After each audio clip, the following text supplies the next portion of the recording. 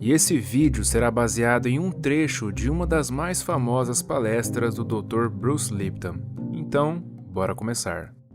Nas palavras dele, a partir de agora eu vou falar sobre a natureza das duas partes da mente e o motivo pelo qual às vezes temos dificuldade em controlar nossa vida.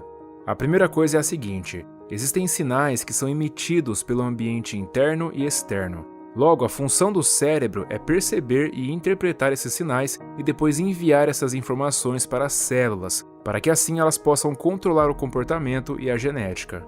Portanto, a função do cérebro é a percepção, e a partir dela a mente é criada. Bom, provavelmente todo mundo já deve ter ouvido falar do efeito placebo. E para quem não conhece, o efeito placebo é quando você tem um pensamento positivo tão forte de que algo pode te curar, que mesmo tomando um mero comprimido de açúcar, aquilo é capaz de te curar da mesma forma, pois você acreditou plenamente que estava tomando o remédio verdadeiro. Mas no fundo não foi o comprimido que te curou, e sim o seu pensamento. E as estatísticas mostram que cerca de 1/3 de todas as curas médicas, incluindo cirurgias, são resultado do efeito placebo. Bom, então agora já entendemos que o efeito placebo tem a ver com um pensamento positivo sobre algo. Mas o que acontece quando temos um pensamento negativo sobre alguma coisa? Em poucas palavras, o pensamento negativo gera o que é chamado de efeito nocebo. E da mesma forma que o efeito placebo pode te curar, o efeito nocebo pode te matar.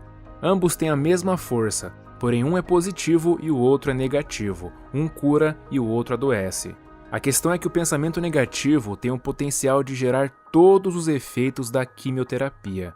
E o mais intrigante é o seguinte: se um médico te disser que você tem uma doença incurável e que logo irá morrer, o fato de ele ser uma autoridade te gera uma forte crença naquilo que ele disse. Crença essa que terá a capacidade de te gerar uma doença que posteriormente causará a sua morte. Sendo assim, a crença se torna uma ferramenta importante na medicina. Então, por exemplo, muitos de vocês já devem ter ouvido falar de um medicamento chamado Prozac.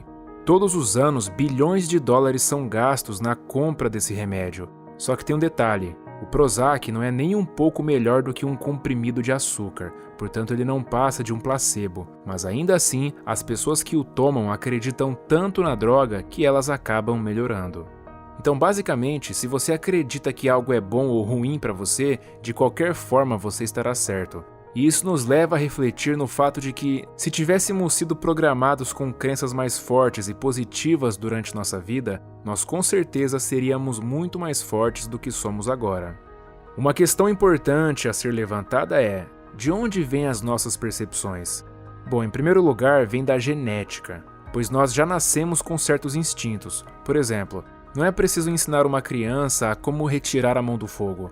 Além disso, todo bebê consegue nadar a partir do momento em que nasce, e isso gera a seguinte dúvida: se todos nós já nascemos com o instinto e a capacidade de nadar, então por que temos que ensinar as crianças a nadar? E isso está relacionado à segunda fonte de percepção, que é a mente subconsciente, pois é lá que os nossos hábitos e aprendizados são registrados. Quando um bebê é muito novo, os pais têm bastante medo de que ele se afogue.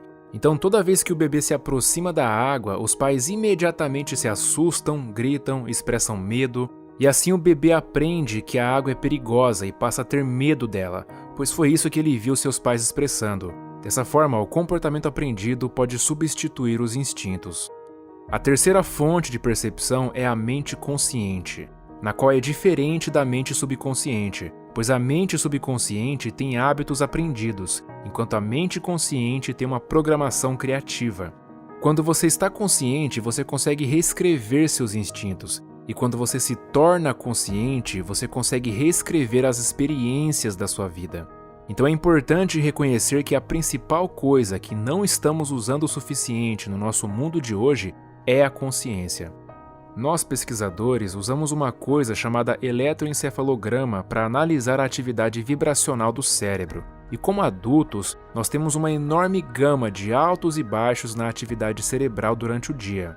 Mas durante o nosso desenvolvimento, nós passamos de uma atividade baixa para uma atividade cada vez mais alta com o tempo. E durante os 2 primeiros anos de idade, nós nos encontramos no período com a frequência vibracional mais baixa, chamada delta. que para um adulto significa um estado de sono e inconsciência, mas não para uma criança. Enfim, o fato é que dos 2 aos 7 anos há uma atividade cerebral predominante mais elevada que a delta, que é a teta. A frequência teta é um estado de imaginação. É por isso que crianças entre 2 e 7 anos de idade misturam o mundo real com o mundo imaginário em suas brincadeiras. E quando a criança chega aos 7 anos, começa outro nível chamado alfa, que é uma consciência calma. E quando a criança chega aos 12 anos, ela pode expressar todos os níveis, passando pelo delta, teta, alfa, até chegar no beta. A consciência, que é a forma como pensamos, só fica disponível para as crianças depois dos 7 anos de idade, pois nos primeiros 7 anos elas só ficam num estado receptível à programação, que também é chamado de estado hipnagógico.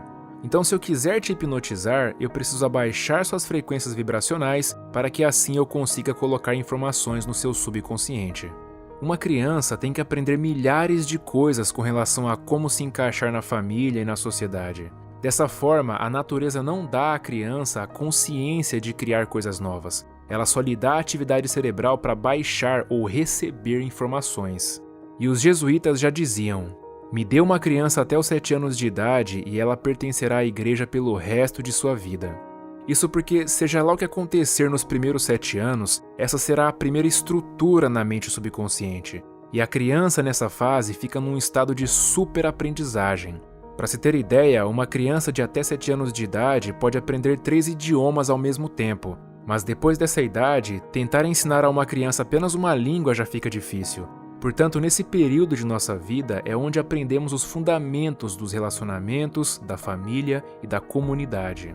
Então, assim como o chimpanzé, seja lá o que o bebê ver, experimentar e aprender com a família, isso vai direto para o subconsciente. E esse é também um período em que aprendemos sobre a autoidentidade, ou seja, quem somos nós. E seja lá o que os nossos pais nos disserem, nós tendemos a nos tornar.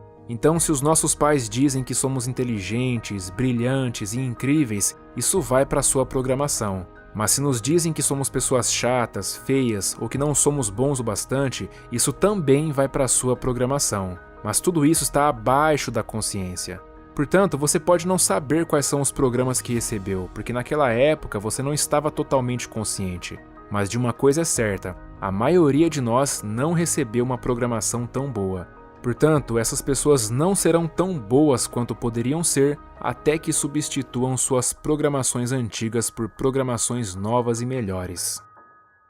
Bom, e para contribuir mais ainda com o seu desenvolvimento pessoal, eu quero te indicar a leitura de um e-book gratuito com 15 ideias para você ler mais e melhor e levar sua leitura para um próximo nível. Afinal, eu acredito que a leitura, principalmente de livros, tem o poder de mudar as pessoas e o mundo para melhor. É o primeiro link na descrição. Um forte abraço e até a próxima.